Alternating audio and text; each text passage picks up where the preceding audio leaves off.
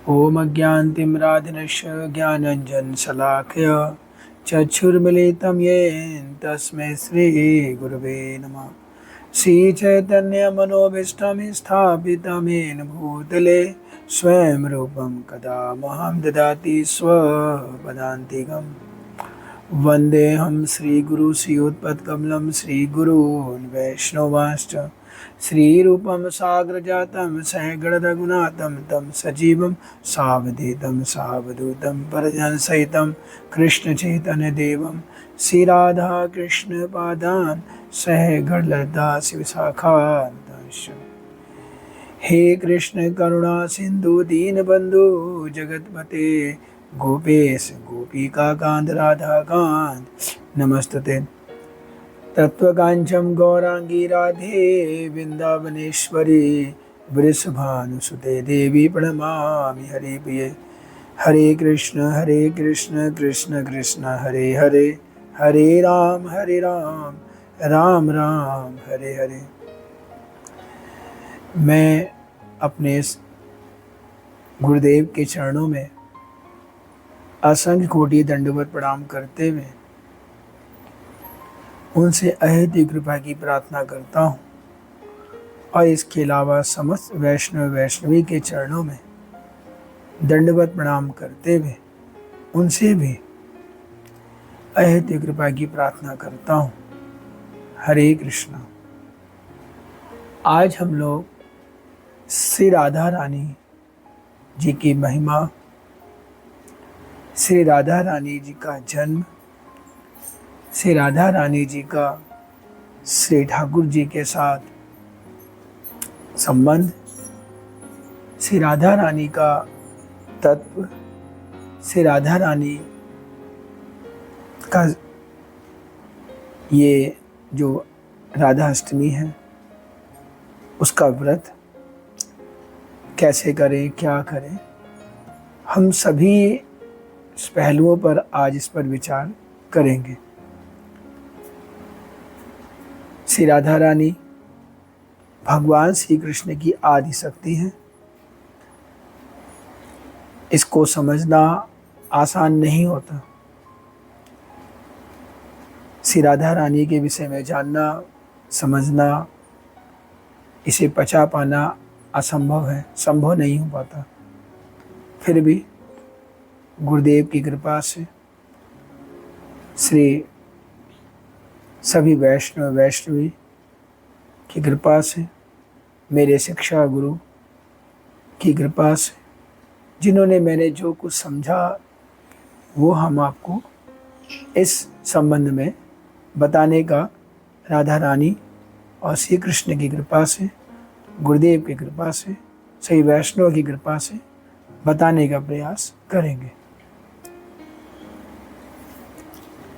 शिला भक्ति सिद्धांत ठाकुर जी कहते हैं, श्री विष्णु जी के जो भक्त होते हैं उसे वासणे कहते हैं, श्री कृष्ण जी के जो भक्त होते हैं उसे कासणे कहते हैं, परंतु श्री राधा रानी युगल सरकार के जो भक्त होते हैं उसे गौड़िया वैष्णव कहते हैं।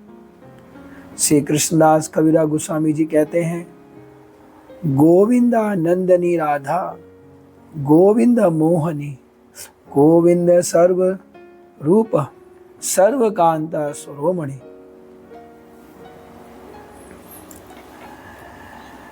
श्री गोविंद को आनंद प्रदान करने वाली श्री राधा श्री जी गोविंद को मोहित करती हैं। राधा गोविंद के लिए सब कुछ है और जितनी भी कांताएं हैं वे सब श्री राधा रानी से इनका विस्तार है। अर्थात बैकुंठ की लक्ष्मियां, द्वारका की महेशियां भगवान श्री कृष्ण की पत्नियां, ब्रज की गोपियां और वो सारी महेशियां का स्रोत श्री राधा रानी है।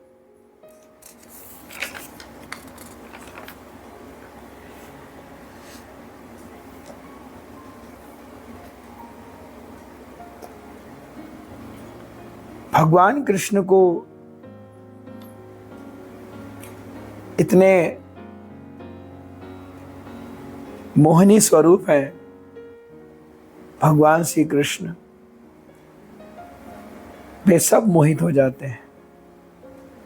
उनका इतना सुंदर रूप है, भगवान का सौंदर्य को देख करके अच्छे अच्छे लोग, कामदेव तक मोहित हो जाते हैं।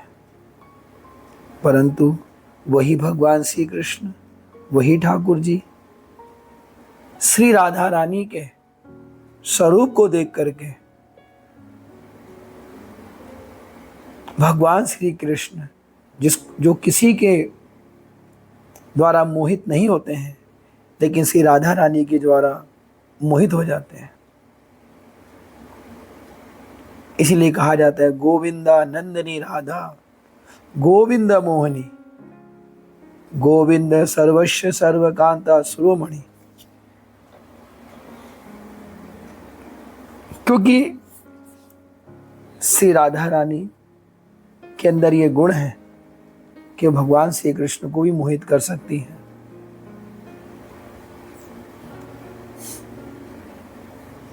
भगवान श्री कृष्ण का नाम मदन मोहन है, मतलब लोगों को मोहने वाले हैं। लेकिन श्री राधा रानी, श्री जी मदन मोहनी है, मतलब जो भगवान को भी मोह ले। सर्वप्रथम, चूंकि अभी इस कथा का विस्तार तो हम आगे करते रहेंगे, पहले तो हम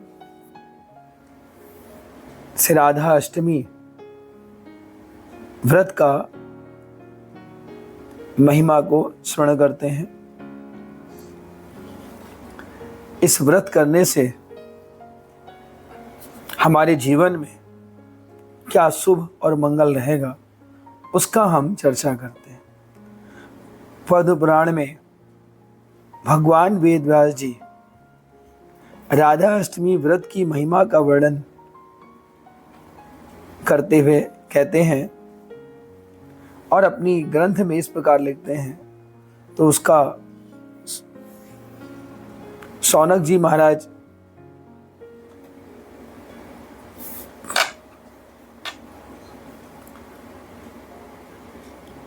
सूत जी से प्रश्न करते हैं, हे सूत जी, इस जीव को गोलोक की प्राप्ति अति दुर्लभ है, मतलब गोलोक धाम जाना आसान काम नहीं है। ऐसे में जीव गोलोक धाम की प्राप्ति कैसे करे? वहां जाने पर फिर जीव को वापस नहीं आना पड़ता, इसका हमें उपाय बताइए। तो शौनक जी ने प्रश्न किया सूत जी से। सूत जी कहते हैं, हे शौनका जी, ऋषियों, आपने जो प्रश्न किया वो बड़ा ही अच्छा है। ऐसा ही एक बार प्रश्न नारद जी ने ब्रह्मा जी से कहा था, तो उसका उत्तर जो ब्रह्मा जी ने दिया वही मैं देता हूं। ब्रह्मा जी कहते हैं, बेटा नारद, संसार में इस संसार सागर से पार कर पाना, गोलोक में जाकर श्री राधा कृष्ण की नित्य लीला, नित्य सेवा करने का सौभाग्य तभी मिलेगा यदि वो प्राणी व जीव भादो पक्ष की अष्टमी तिथि को शुक्ल पक्ष की अष्टमी तिथि को श्री राधा रानी का व्रत करें। मतलब ब्रह्मा जी कहते हैं, हे नारद, इस संसार चक्र से पार करके गोलोक धाम भगवान श्री राधा कृष्ण की नित्य सेवा करने का सौभाग्य तो मिल सकता है, ऐसा कोई दिक्कत नहीं है। यदि कोई जीव भादो महीने के शुक्ल पक्ष की अष्टमी तिथि को श्री राधा जी का श्री राधा रानी जी के लिए व्रत करें, श्री जी के लिए व्रत करें। और ऐसा करने से वो भव संसार से मुक्त होकर के गोलोक धाम में नित्य श्री राधा कृष्ण की सेवा कर सकता है और रसास्वादन कर सकता है। लेकिन आपसे बता दूं, मैं राधाष्टमी व्रत करके गोलोक धाम जाने का अवसर तो मिलेगा, लेकिन उसके लिए उसे अपने जीवन में श्री राधा रानी और श्री कृष्ण को हर एक क्षण ना भूले, हर क्षण में भगवान राधा कृष्ण को याद करे, जीवन सात्विक हो, किसी से क्रोध नहीं, किसी की निंदा नहीं। जो भगवान की कृपा से मिल जाए उस पे संतोष हो, तो ये संभव हो सकता है। नारद जी ने अगला प्रश्न पूछा, हे ब्रह्मा जी, हे पिताजी, श्री राधा रानी, श्री राधा जी अष्टमी व्रत की महिमा और जो इस व्रत को करता है उसे क्या उसको पुण्य मिलेगा, और यदि वो नहीं करता है तो उसे क्या नरक की प्राप्ति होगी, उसे क्या नरक में जाना पड़ेगा?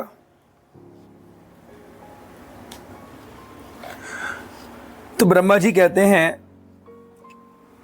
मैं इस पे ज्यादा विस्तार से नहीं कह पाऊंगा, मैं उसको संक्षेप में कहता हूं, सुनो। क्योंकि भगवान के सिवा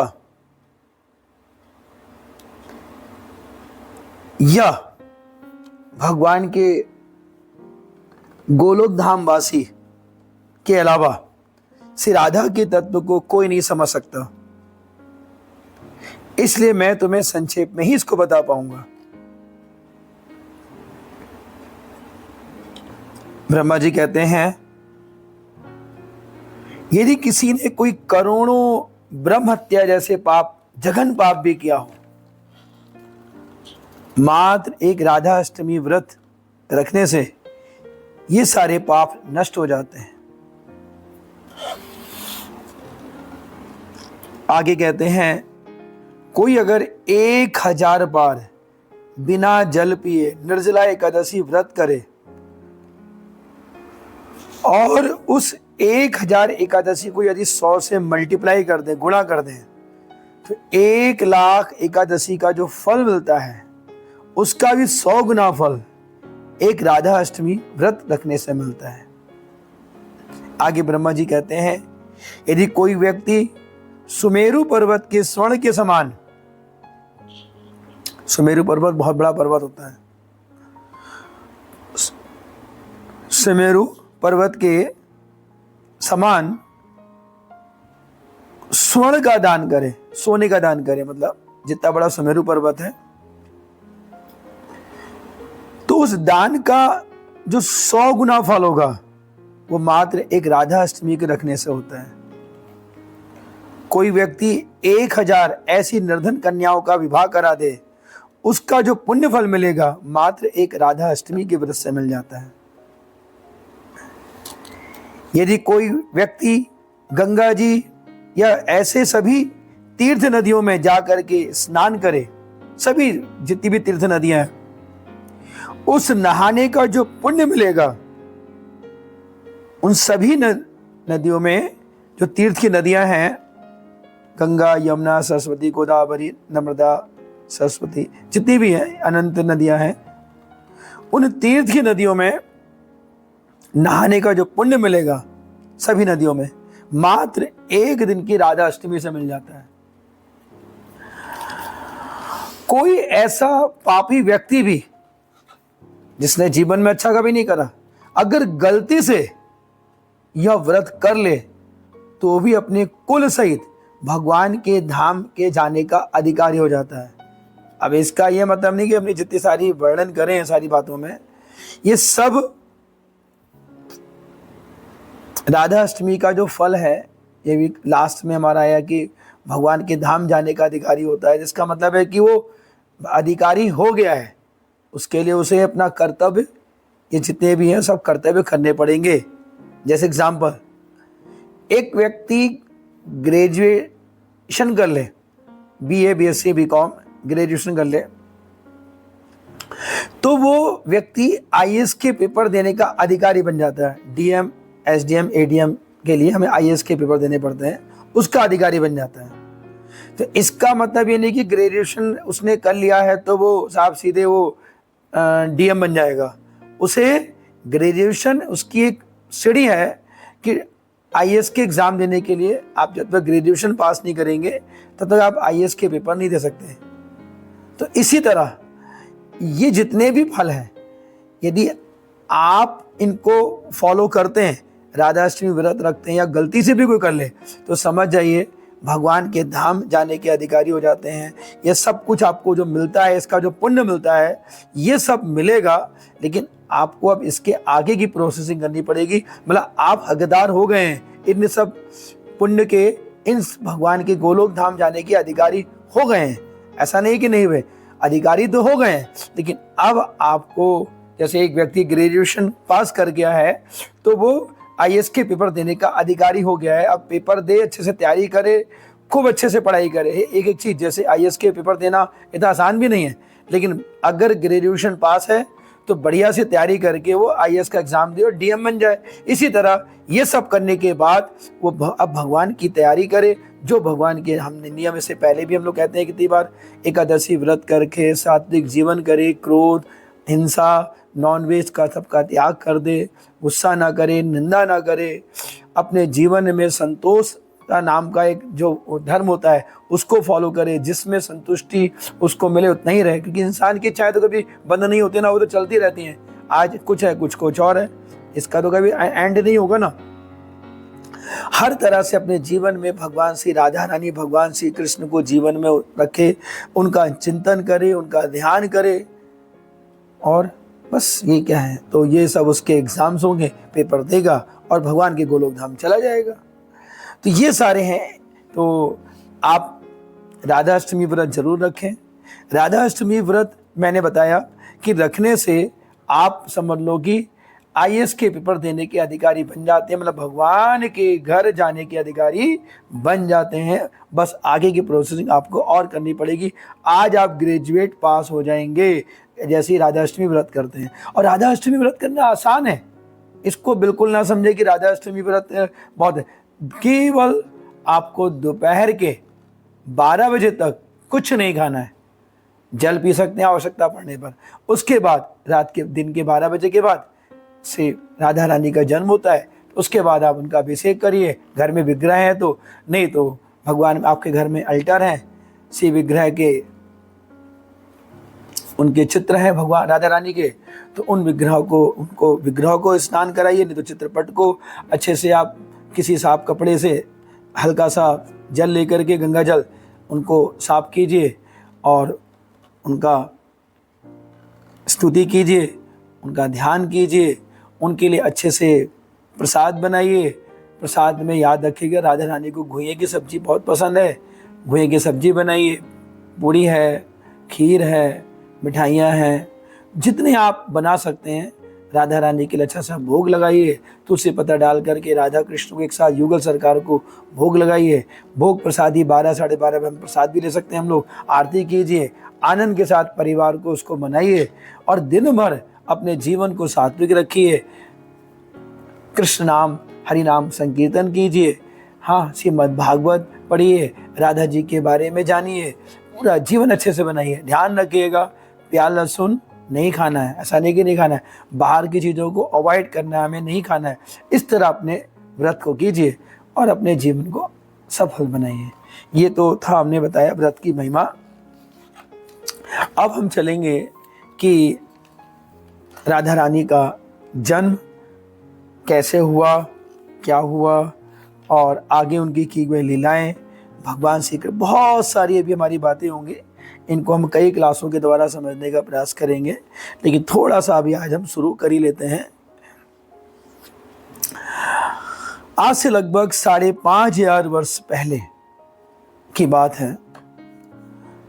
श्री गोलोक धाम भगवान श्री कृष्ण का ब्रज धाम भी है, जहां पर युगल रूप में भगवान अपने सखा और के साथ, राधा रानी अपनी सखियों के साथ वहाँ धाम है।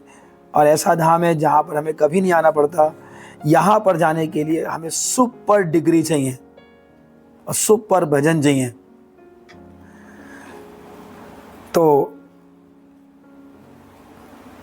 उस धाम में भगवान की लीलाएं, भगवान वही ब्रज की सारी लीलाएं होती हैं जो ब्रज है।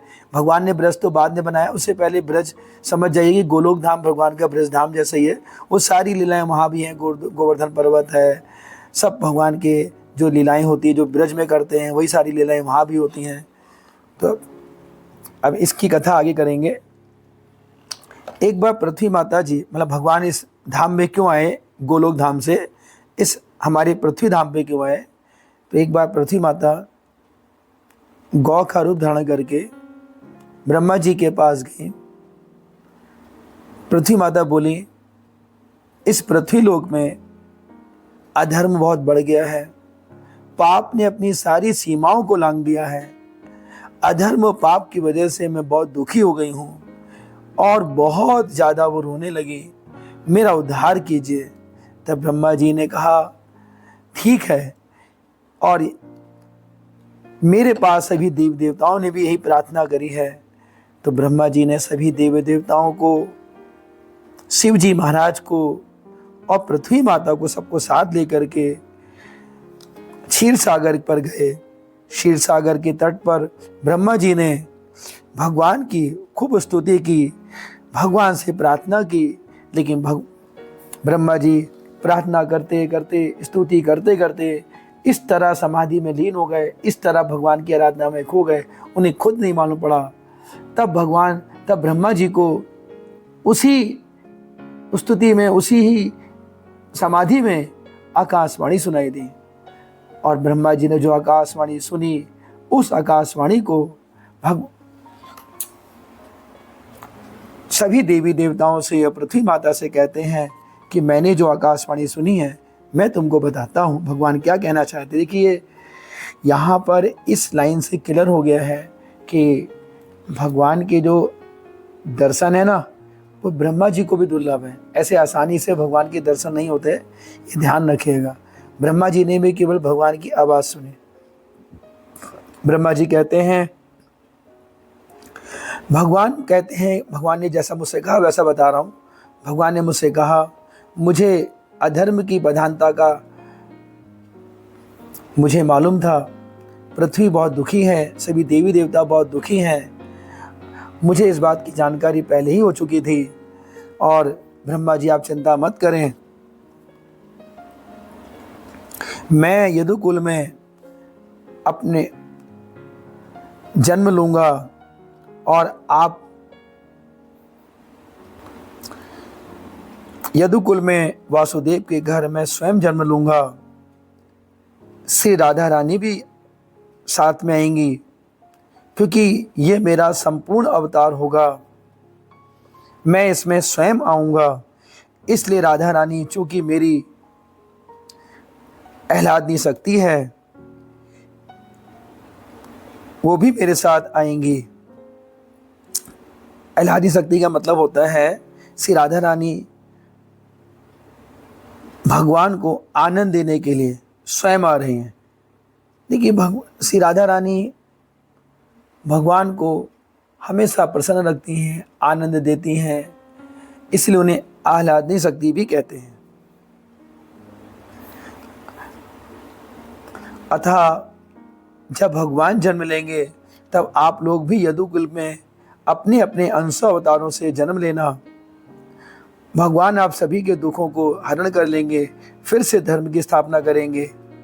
आप लोग भगवान की लीलाओं में सहयोग करो। इस प्रकार सभी ने अपने अपने, ब्रह्मा जी ने इस प्रकार कहने पर सभी अपने अपने धाम को चले गए। ब्रह्मा जी भी अपने धाम को चले गए।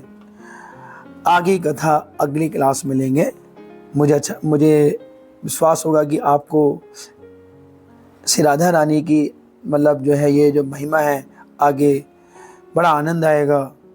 मुझे मालूम है, क्योंकि राधा रानी की लीलाओं को सुनना समझना आसान तो नहीं है, लेकिन फिर भी कोशिश करेंगे। आप भी उसे अपने जीवन में धारण कीजिए। फिलहाल अभी राधाष्टमी का व्रत आप लोग ज़रूर कीजिए, ताकि आगे की कथाओं से आपको लगे कि हमने जो व्रत किया था वो बहुत अच्छा था। हमने मतलब अभी तो आप व्रत कीजिए, बाकी इसकी महिमा आपको हम जितना बताएंगे उतना कम है। हरे कृष्णा। अगली क्लास में फिर हमारी आपसे फिर बात होती है।